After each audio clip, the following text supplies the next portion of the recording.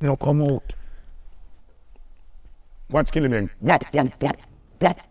And you need to say, that song, you catch it. No bag of technical lie and foolishness. Simple. That's what the music want to go back to, the simple. Why you think the 90s dancehall is the best one? Then no one no bag of technical something where I tell you if you do all these foolishness. That's why 90s dancehall is the best one, because I not telling you lie. Just talk to you and tell you the truth. I agree. It does free. No petticoat. So the artists, they are very talented, even more than we. Because the style them with them are used and the different great, but with topic is stupid. We need to look in the world and choose a topic to suit we and them. We can look around Jamaica and choose a topic that we singing around here. You know, he reminds me of another artist that criticized the new upcoming one, Snoop Dogg. Said some similar thing that he said, that all these artists are sounding the same. You remember that? He made a comment that all of these artists are sounding the same. Migos, Future, they're all starting to, you know, they have this, you know, they all sound the same. People are not going to jive to that. They're just going to think that that's crazy, right? And that's exactly what he's saying, that you're going to need to be unique. And he says the 90s, I agree, the 90s were amazing for reggae music. You know, that's when people, it was reggae this, reggae that. Dance all this, dance all that. It was just great. You know, but the artists today have lost it. They're pursuing money and not their art. And that's something you'll find out as a true artist. You know, yes, we're in it to make money. You want to be able to feed your family out here. Yes. But the true pure artists understand that their talent is the key to their fame. They don't chase trends. They stick to what, something you're going to incorporate a few things as the world evolves, but you stay true to the core of your craft, right? And that's what people jive with. That's what people jive to. So it's like all music selfish. It's not making for the universe, it's just making for the diaspora. It's like, as far as Jamaican people there, and there's some music I make them. Because you are singing just content that suits us. How many people know what chopper mean? People don't know what that mean. Out of the dance where people think of grass hair chop. They don't understand what chop mean. They tell this a scam, because the word known the word scam. And then now, how much people are celebrate scam? Because that's a criminal act. So it's like we are saying, a criminal we are sell.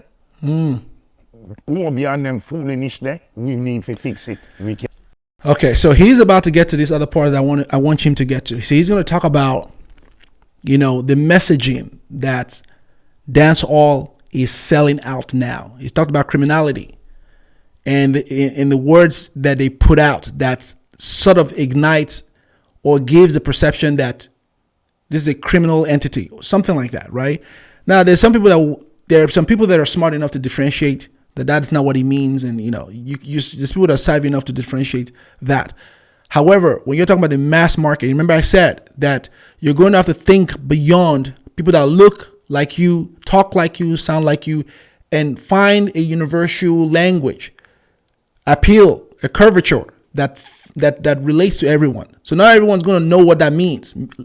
You know, even the English language means certain things somewhere that it does somewhere else, right? But nevertheless, he's going to talk about where I think is the breakdown, and I believe, in addition to what he just said, the breakdown of what's affecting hip hop and has plagued hip hop and dancehall music today, which is why they're losing their relevancy, right?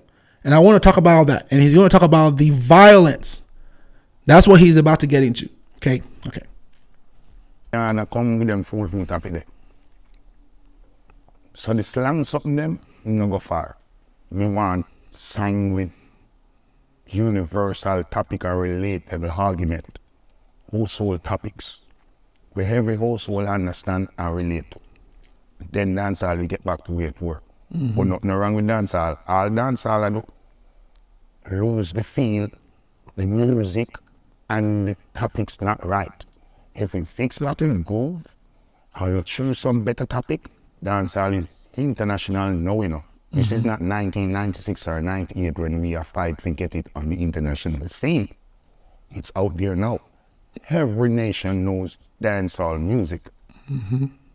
And another thing, Afro artists don't fight each other. That's right. They have no beef, no pasta. All they have is music and unity. Everybody Africa link. Dancehall have too much segregation and too much conflicts. Those are some of the things we have to get rid of. Okay, that is huge. Okay, that is, and I'm glad that he's saying it, because that means that he and many like him are paying attention to this, because they're seeing the sales go down. The sales have dropped, which is why dancehall was replaced by Billboard. You know, back in 2020. Okay, the sales are dropping. And what's causing the drop in sales, beyond what he's saying, is the violence. It's the violence.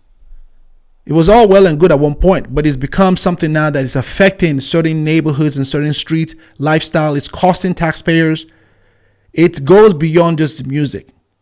The violence, it's causing people to lose money. And here's what I mean by that. You know, even where I live, a lot of, and I'm going to relate both dancehall, reggae with hip hop, because these are similar in terms of what's plaguing the demise today, the violence part, is even where I live. You know, I live in Texas. In my city, I will tell you that there's been 6 hip hop clubs that have closed in the last 7 years. 6. When I mean 6 closed, they were opened and they're no longer in business. Why? What's common about all of these was the violence, the shootouts that occurred in these clubs, that the fire department had to go in and shut them down. That is a problem with hip hop and reggae dancehall music. Is the beef. You know, and it's so sad because when you hear few people talk about this, they'll tell you that the execs in the music industry were the ones that pushed this. They pushed this artist because most of the artists didn't want to take part in that. But nonetheless, they sold out to put out filth and garbage, to emulate a certain lifestyle that was negative to communities. You know, where music that didn't have strong language, didn't have a violent appeal, didn't have strong vulgar words in it, were not pushed heavily. And they bought into that and sold that into their communities and sold that into a lot of communities, to where if you go to the club nowadays, people want to act out what they're hearing in the song, because I think they make them cool. And so a lot of these clubs were closing down. Most of you, if you know, you could probably relate to what I'm saying. Hip hop clubs closed down faster than any other clubs that sing other music genres. They shut them down because someone brings a gun to the club. Someone wants to prove something. They're thinking, they forget that they're no longer in they fail to separate music, the art in music, with reality. See, these artists are selling a lifestyle. See, these artists that are singing this stuff, and that is not exempting these artists. I hold them responsible. But nonetheless, they're selling a lifestyle. But the consumers that are hearing this, many of which can't separate lifestyle from reality. So they act it out. They go to the club and bring guns. They go because one person has an argument over a girl, they're fighting. And there's all this mass chaos that go on. And then the fire department has to come in. The cops have to come in. Citizens in the areas are worried about it. So clubs shut down. The investors that invest in those clubs lose money, because when they invest in a venture, It's usually a long-term return that, they're looking, it's a long-term venture. They lose money. Club owners have to move on. They lose a liquor license and they have to go start all over and have a hard time even starting another one. That's what has happened in my city. So the clubs that are opened, that have been open forever in my city are, the salsa clubs. That's the ones that open. There's a guy here in my town, and God bless his soul, he passed away. His club has been around for 23 years. His club, he's a man that has a salsa club, and they play mostly Spanish music. He's been around for 23 years. He passed away last year. God rest, may his soul rest in peace. I would talk with him. He would be at the door when my friends and I would go out and go, want to listen to salsa music, because that's mostly what they played. Now, he didn't always have that. He told me when he was alive, he would take the time to engage my friends and I, because he's like, oh, my brothers, and he would engage us. And I asked him one time. I said, why don't you play rap music in here? And he's like, sat me down, pulled me outside, away from the music, and he said, listen, brother, when I first started the club, 5 years after I started the club, I used to have Wednesday for rap music. That's what he said. Wednesdays he called it Wednesday rap or Wednesday hip hop. I think that's how he said it. But then there were all these fights that would go on, and it would disrupt the club. You'll have to shut the club. Cops would show up in the middle of the night. It's bad for business. He said it kept going on. He had to kill it. I was like, wow. Yeah, he's a businessman. What would you do? What would you do? He's a businessman. Nobody wants to have a business venture that is at risk of being shut down because some people can't come in and act right. People want to go out and have fun. They want to go and hang out. They want to enjoy themselves. They want to listen to good music, spend money, go home. Right? They want to come to clubs that are going to get a shootout. That's not good for anyone and also for the business owner. So they shut it. And that's him. He was able to kill that hip hop Wednesday thing and just left it as, Spanish music. And he's still open to today. And then the other hip hop ones that I told you about, 6 of them, over the last 7 years, open and closed. There used to be one, it's called Copa. It was primarily reggae. Same thing. And we used to love that place. We used to go there and we used to jive to the place shut down. It's been shut down long ago. And so that's the issue that you're finding. That you're finding that also with the artists. The artists are fighting themselves. They think that that's how they're going to sell music and sell record because they think garbage like that is what's going to jive. And some people will buy that, but it's not going to appeal to a mass market. And so when you look at Afrobeat, these artists are like, it's clear, and you can see him. You can tell. I've talked about this on my program, how the artists really build each other up. Right now, Davido and Wizkid are planning a new concert, and you can see Wizkid even bigging up Davido and telling his fans to go and listen to Davido's song. They complement each other. Same thing with Burna Boy and Asake. When Asake was coming up, I'm glad to see him now getting his exposure and he's becoming big out here, right? But when he was coming up, Burna Boy was pulling him up. They were collaborating. They were doing work together.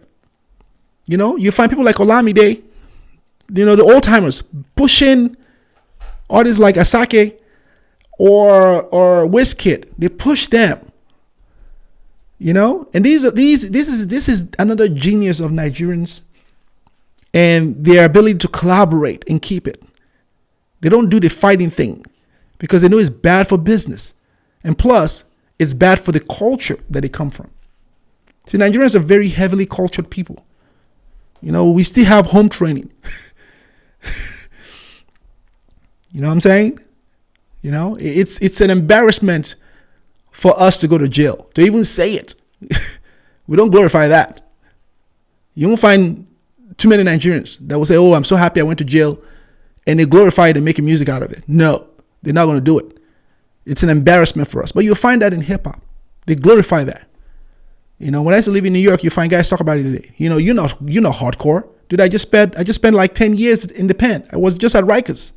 Rikers is It's a prison in New York. It's one crazy place. I haven't been there, but I've heard people.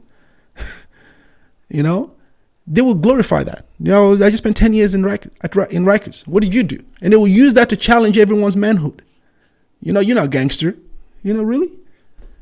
You glorify the fact that you spent 10 years in Rikers. Oh, great. That makes you a man? No, it doesn't. It doesn't. Right? So Nigerians understand that that is something that is a shame.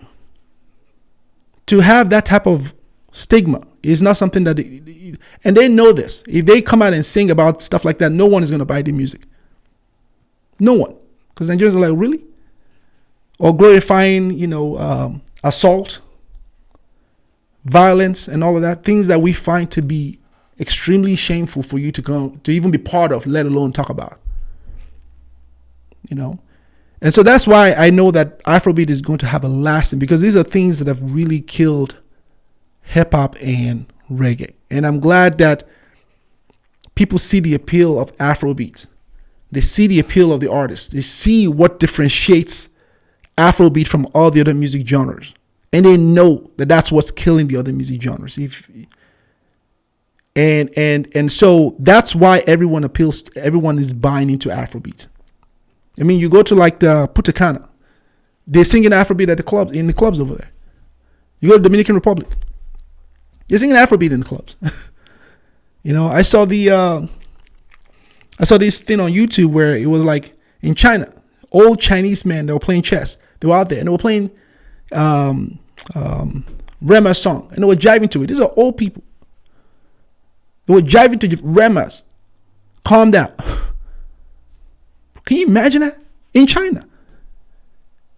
Right? So if you can have that appeal on an international stage like that, it tells you the feeling and the life and the energy of Afrobeat. And that's why Afrobeat is going to be here to stay. There's a future for it.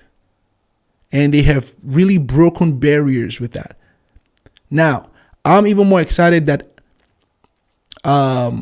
the other entertainment industry, Nollywood, is going to begin getting traction here. You see, one thing that people, and I'm going to close right now.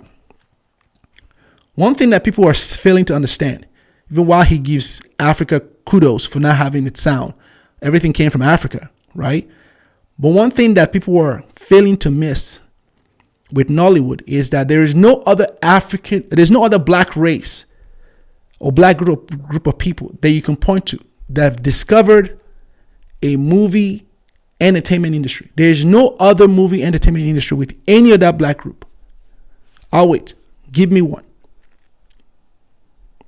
Give me a movie industry that another black demographic group have that we know today. Okay? There's Hollywood, right, which is white people. There's Bollywood, which Indians discovered. Asia. There's Cinema of China, which is not big right now, but it'll probably get there somewhere, but it's coming up. And there's what? Nollywood, which is Nigerian owned. And is the number 2 largest of the entire world. That is a remarkable thing. And I just think that Afrobeat and Nollywood are going to complement each other. And I'm excited for it. So thank you all for watching it. Please leave me a comment. Like the video, share the video. Let me know what your thoughts are. And until then, I'll see you all.